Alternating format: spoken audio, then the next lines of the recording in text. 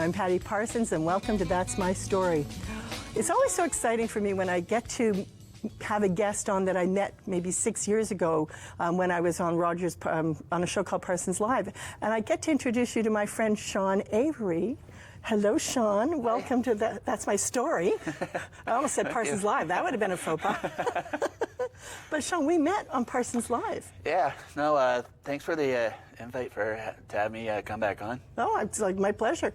And the reason, I remember when we had you on Parsons Live and was, you were talking about experiences as a young man, and we were looking at your journey as some of the negative experiences that impacted your life. Right. And you had just started with an organization called You Speak. Mm-hmm. And we're sort of doing like, wow, a follow-up to where is he now? And look, you're a 29-year-old man, mm-hmm. and with lots of inspirational stories and motivation. So I'm so excited that you came back. Thank you. So you are still doing You Speak? Yep. Been with the Youth Speak now for 8 years now. Wow. Has it flown by for you?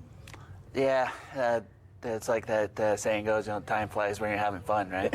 And so you're having fun. Oh, yeah, definitely. One of the things that I went up and I looked at, you kind of have I was going to think it was your bio, but more it was a mantra.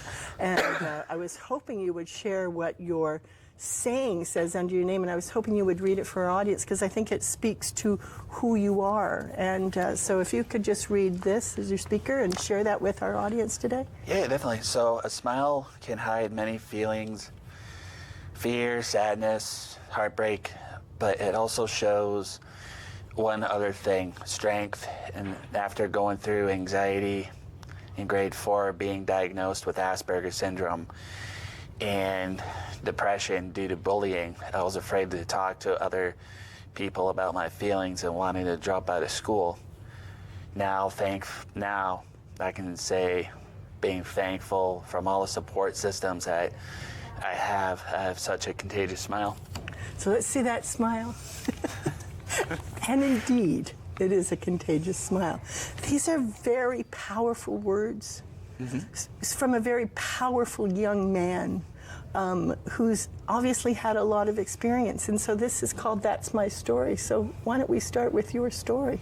Yeah, definitely. Okay, so let's talk about growing up. I think, we had talked about, being a young boy in kindergarten, and you started sharing that. So why don't we just start with, your story from a young age? Yeah, so definitely. So I'm going to take you on a bit of a timeline to when I was relatively young. It was about 11 months oldish. That's actually when I had my first experience with anxiety, and it was to thunderstorms. And so what I would do in reaction, I would roll up in something called I don't know if I'm saying the word right, fetal position. Sure, yeah, it's like you're like a baby, mm-hmm. right? Which so is what you are. I will roll up into a fetal position movement. I will break out in hives, rashes, and even make myself throw up a lot. But thankfully, with all the support systems that I had at that time, even support from my parents as well, I can now say that that fear of thunderstorms is long gone. And it was like traumatic for you to have that. Oh yeah, definitely. And so it must have been something that, that your mom and dad must have been going, okay, because one doesn't know if this is normal, abnormal, but one knows that they don't want their child mm-hmm. to be stressed. And definitely this was a sign of anxiety and stress. Mm-hmm. So, and did this continue then as a young child? Did you continue to have signs of anxiety and stress? Oh yeah, big time. It was actually when I started school due to when I was being bullied a lot, right? And in kindergarten, I was going through a bit of a behavior change. I noticed that my social skills were poor, same with my writing skills. Did you notice it? Did you notice this, or was somebody else saying this? Or was it something you noticed, Shawn? It was actually somebody else that was saying this. Yeah. I had somebody that helped me out along the way. Okay. And because you're just a young boy, right? So what do you know? Exactly. You're playing with your toys, right? And you love dinosaurs, I think you said. Right? Yeah. like one thing I always would talk about was dinosaurs, and Jurassic Park, Jurassic World are still my go-to movies to this day. Okay. So when you say that you noticed or somebody noticed that your behavior was changing or something was happening with you, what were some of the things maybe that they were noticing about you? Can you pinpoint what they were noticing? Social cues, being super shy, and avoiding large crowds. So for the social cue part, I want to touch a little bit more on that. Yeah. So like a quick example for that, like say if you and I were meeting for the first time, and this is like before I found out you did the show. Yeah. So like a social cue that I would probably do is like avoid eye contact. Okay, which Sometimes. you are not avoiding any eye contact. I'm very aware of that. So was that something that is part of a syndrome, or would that be a recognizable part of a syndrome? Yep, so a couple of years down the road, grade 4, I soon found out that I was diagnosed with a high-functioning form of autism called Asperger's syndrome. Okay. And Asperger's and how it affects me and my peers, it affects the way in how I talk, how I speak, how I act while I'm around others. Okay. A person with this condition may not fit in well with other people and may be seen as strange. But you don't feel like you don't feel strange. This is kind of how they're going to explain it. But in you, did you feel those things? Is it something you felt, or did you feel that people weren't nice to you more than anything? Well, for the little bit, I just wasn't really. I didn't feel that accepted. Okay. This due to the amounts of being bullied in school, being called pretty harsh words, being pushed into other students, say, hey, you got Sean Cooties, and that led to the point where I pretended to be sick to the point where I didn't want to show up at school at all. And I guess you can call that my first real round of not only anxiety, but a bit of depression as well. Shawn, were you able, is it something you talked about with your mom and dad? Like when people are being bullied, I was called Fatty Patty, which I just hated my name, because I thought, how could you give me a name like Patty because it rhymes with fatty? But I didn't want to come home and tell my mom and dad because I was embarrassed. I was embarrassed. So I never said that people said cruel things, and I didn't want them to feel hurt from me. Did you have any of those things going on internally inside of you, where it was like, oh, what do I do? How do I deal with this? Oh yeah, definitely. One of the biggest things that I always did was I kept my feelings from, my friends, my teachers, and even my parents too, because I always had that feeling that I felt like I would be ratting out that student that was always picking on me, right? So you were thinking, that's so sweet. How can I say that? But that's just so beautiful and sweet. You're not thinking about you. You were thinking about that student that was hurting you. Okay, that's very sweet. Okay. So sorry, I just think how kind you are. So as you're going through this and you're being bullied, how does one now? What happens? What did you do? Who did you speak to? So throughout all of that, thankfully, I had one individual who stepped in and said, "Guys, leave Shawn alone." And the awesome part about it was that we even stayed in touch to this day. So you had a friend. Friends are very important. Oh yeah, definitely. Because I can only imagine the loneliness you were feeling, right? Because you're still just a kid, like you're just like grade 4. And I guess, it speaks to kids don't understand cruelty. Exactly. Right? And you're the butt of the cruelty. So to have somebody speak up for you, this becomes the trail of people that inspire you, I'm sure, as you go on with your life. So, That's quite wonderful. So you continue on, and you have a friend now, and that changes your experience at school a little bit for you? Oh yeah, definitely. Going through high school, like, yeah, a little bit of the bullying did come back, but I've learned that there was an incident that I remember. Actually, it was in those hospitality cooking classes. Okay, so you were at Keswick High School, correct? Yep.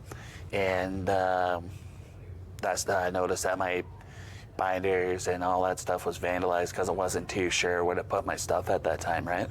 So I think you were in grade 9. Was this when you first started, or it doesn't matter, but it was when you were first starting high school? About grade 9, grade 10. Okay. And so I had a student kind of come to me and say, "Hey, Shawn, go talk to Mr. Clare to get him to help you out." And honestly, I took that advice, showed him at that time, and we went to the vice principal's office and we talked about that incident, and I said, "Shawn, we'll deal with these individuals." And I just felt a whole lot better that knowing that, I had somebody not only came up to me and helped me out, but only that I have a voice now and I'm not afraid to basically use it.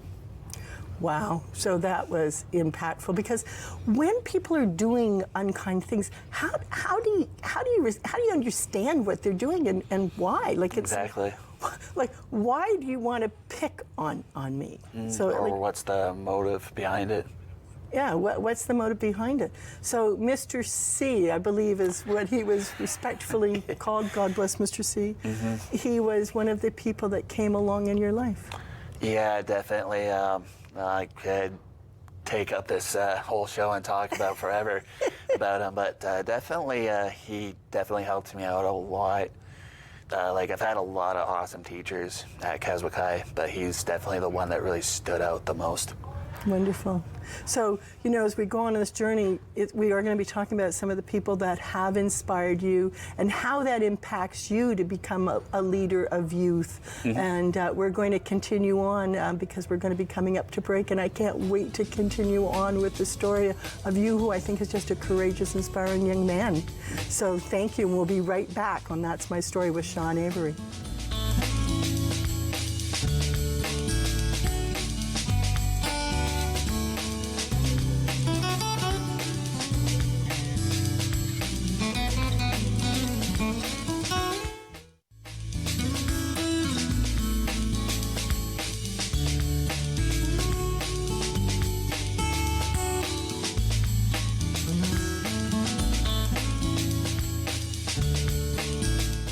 Welcome back to That's My Story. I'm sitting here with Shawn Avery, and I'm just going to sing his praises because I just, I find you so inspiring for a number of reasons.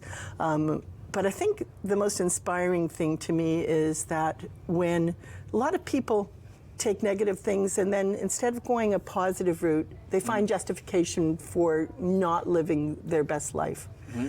And you are a human being that took the opportunities of, being bullied and dealing with a syndrome that really a lot of people don't understand. Right. And yet you found a way to lead a very positive life because you are just a kind human being, mm-hmm. And then become this kind of leader. And you don't stand by.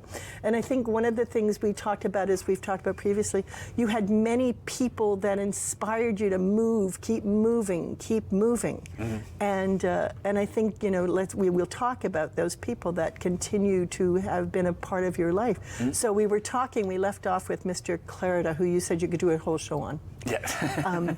And I think it's really interesting to me, but what was it that Mr. Clarida did? Like, if you could be a little more clear in terms of, when you're being bullied and somebody changes something, how did he change it for you? What did he do for you that puts you on a different path? That putting me on a different path was that he, I remember my first time actually volunteering in the cafeteria. He came up to me with all smiles. Hi, how are you? His big, open personality, sense of humor, right? Yeah, that hat. He used to wear those chef's hats. Yeah. He was just so very welcoming, and knew that if I had a problem, he was literally the first guy that I had in mind that I'd go to. So having someone to talk to, because I think, you know, I had mentioned sometimes you don't want to go talk to your parents right away, but for whatever reason, and a lot of times I think children feel they want to protect their parents. They don't want to know that their children have been hurt. So having somebody that you literally could go to and not be judged, not be judged, had to have been very impactful for you. Oh yeah, definitely. Right? And he, you know, I think you said you wanted to quit school in grade 4 and wanted to just quit school, but you didn't quit school. No. Like, you actually went through high school. Did it change? Did people change the way their behavior towards you when they saw Mr. Clarida treating you more respectfully and kind? Did other people's behavior change towards you? Yeah, definitely. Well, one of the things that I was pretty amazed by myself when I was attending Keswick High, he encouraged me to, you know, come help out in the cafeteria every morning. He also mentioned to me that about an anti-bullying program as well that I was involved with, and one of the principals at that time even came up to me and said, "Hey, Shawn, we've been talking about you, positively about you, and there's this leadership camp out in Aurelia that we like for you to represent. We never sent a student out that way before, and we'd like you to be the first representative." Well, how did that make you feel? Excited. No kidding. No kidding. Learning new leadership skills and also meeting new friends along the way as well. But they believed in you. So, like, these people believed in you. You maybe had quite a bit of your life where you were like, okay, you know, and then all of a sudden they recognized these things in you. So you went off to this anti-bullying camp? It was more a camp where you were going to be doing things about anti-bullying. It was actually more of a leadership camp. It's more like teamwork. Excellent. For like during a ropes course, cleaning up after yourself, after when you're eating, small things like that. Right. And so this was another opportunity that you had. So now you decided to go off to school, and I think you said Mr. Clarida really helped you. One of the things that we haven't shared was sometimes when you keep your feelings inside, did you write? I think you talked about writing. I did. Actually, one of the schools that I spoke at just recently out in Mount Albert, I had a young guy, grade 4, grade 5, lives with autism, came up to me and said, "No, Shawn, I'm feeling a little frustrated. Don't want to talk to my teachers. What's another way that I can express myself?" And I told him, "Just write your feelings down. You'll feel a whole lot better about yourself." So that's what you used to do? Used to do, and actually I'm starting to slowly get back into doing it myself. Well, you're a very busy fella. So you know, we must not forget you have a job, you speak, you go out and do things. So then I think you went on to Seneca. Did you go on to Seneca, or did you? Yep, it was a life skills vocational program. I was making a lot of friends, and graduated and doing, and also I made it a goal to even either work with individuals who live with autism or even adults who even gone through the same problems that I've been through. Okay. So when you went to Seneca, this was part of everything. It's almost like coaching. It's almost like you're learning to coach. And then you mentioned, I think, that you worked at Jericho at some point. You did volunteer work or something at Jericho? Yeah, so through the summer, I volunteered at their summer camps. It's actually was over at the Ice Palace here. Oh, right, okay. Yep. Yeah. And you had mentioned that Catherine Squires was very important to you as well. Yeah, well, actually, before that, it was community living. Yes, community living. Reached out to them and said, "Hey, we got this young guy, his name's Shawn, wants to volunteer." Then next day I came right to the Ice Palace here, introduced me to Catherine, introduced me to everybody else that I worked with at that time. And then a couple years down the road, I ended up working for Jericho for a little bit, just at Jersey Public School. So again, you were working with children, and were you doing more activities with them, or were you teaching them anything about kindness or any of those things? Were you more activities? Great. Okay. More sports-related stuff. And sports. So one of the things I think you shared with us, and I think this is very interesting, is that part of when you were a younger person, sports and athletics, I think you had an experience where you couldn't catch a ball or something. Right. But your life kind of has turned around athletically. Yep. Because you're doing a run, or you run. Yep. Right. I am a runner. I've done from 5Ks all the way to half marathons to help spread awareness for autism or Asperger's. And Asperger's, which is a shirt that you're wearing, it says Asperger's Society of Ontario, so you're very involved with that. Yep. Okay. And then you had the opportunity as your life progresses. How did you meet Una Wright from Youth Speak? How did you run into her? So that actually how that happened was when I was still working for Jericho. Okay. Me and Catherine Squires had a little, I guess you can say, staff review, update how we're doing and all that.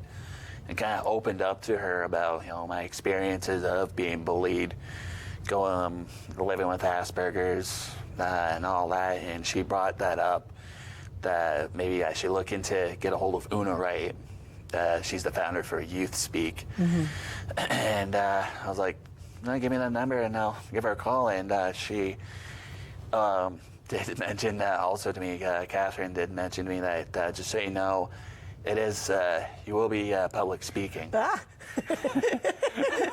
Okay, right off the bat, okay. How did you feel about that? Like most people, nervous. Yeah, no kidding. But I also looked at it as another opportunity to improve my social skills, Yeah. a little bit of leadership skills, and also to make friends as well. I just love that all the way that you know, like this grasp that you have of yourself, that these are things that you know that you want. So making friends, you know you want that. And I think everybody in the world wants to make friends. Oh, yeah. And so I think this is like just sort of a universal thing. And so like, why should that be so hard, right? Right. And then, but I love the idea that you're now going to get up and speak in front of people. So how do they prepare you at Youth Speak so that you can get up? I mean, you obviously have no problem speaking. How did you prepare at Youth Speak to get up? So most of us start out with cue cards. Cue cards is a good thing. Sorry, you had no cue cards today. You're on the. We're winging it today. The cue cards, and I'm probably not the only one. I remember the first 2 words that I typed out. It was like, oh boy, this is going to take me forever. And so I called up Una, and said, hey, this is going to take me forever. Can you I need some help with writing my speech out. And she was very helpful. What's really exciting about that is you asked for help. Because that's something people don't know how to do. And especially when you've been in a situation when you've been internal, you've been bullied, like you get nervous, but you know how to ask for help. And that's the most important thing, is that you were able to say that. So when she helped you, did she give you any advice? What did she tell you to do? One thing with Una, and I will say this for anybody watching the show right now who wants to start out either Youth Speak or even public speaking just in general, the one big thing that I will say is feelings. Share your feelings of what you're, whether it be like a bullying situation, mental health, or even like a drug awareness kind of situation as well. Because that really connects with the audience like no tomorrow. Sharing your feelings. So sharing your feelings, what kind of feelings did you share? A little bit of sadness, fear, are two of my biggest things. And do you get sad, like, and you're able to show your sadness? Are you able to show your emotions? Oh yeah. Yeah. Oh, yeah, big time. You're kind of right. You're right there. You're so accessible. You're so very present. So now, now you are part of Youth Speak. Who do you speak to? Who do you go out and talk to at Youth Speak? So ages ranges from something new we actually just started doing, our kindergarten groups, all the way to so young. parent and teacher conferences. And do you go as a group of people to You Speak? Are you like in a truck and you're all going, like there's 6 or 7 or 8 of you that are going out and talking to the school? Yep, so we travel around Greater Toronto area, York Region, Keswick, and not only myself, there's 2 or even 3 other people that will speak with me, 2 facilitators for the day, and yeah. Okay, so each one of you has your own story. So you might be talking about the fact that you have a syndrome and how you've gone on with your life and bullying, and then somebody else might have something else that you want to talk about. And how has You Speak changed your life? Awesome. It's definitely helped me out with a lot of ways. Like I literally call You Speak literally my second family. Oh. I can see that. And if you were going to say, when you sum up something, when you're talking to the kids at You Speak, how do you sum up what you say to them? How do you sum up the end of your speech? I think you were mentioning. So I talk about a song that I listen to. It's by a band called 6 a.m. And the song's called Life is Beautiful. And one of the lyrics that stood out to me was, you can't quit until you try. You can't quit until you try. And I think that's become the story of Shawn. You don't quit. You've been inspired. You are inspiring. And I just want to thank you so much for being on That's My Story today, Thank you for having me. And I really want to thank the facility of the library, the Georgina Library, that is so kind to give us this every couple of months to do That's My Story. We're very, very lucky. So again, thank you so much for being on That's My Story, and thank you for watching That's My Story on Rogers TV.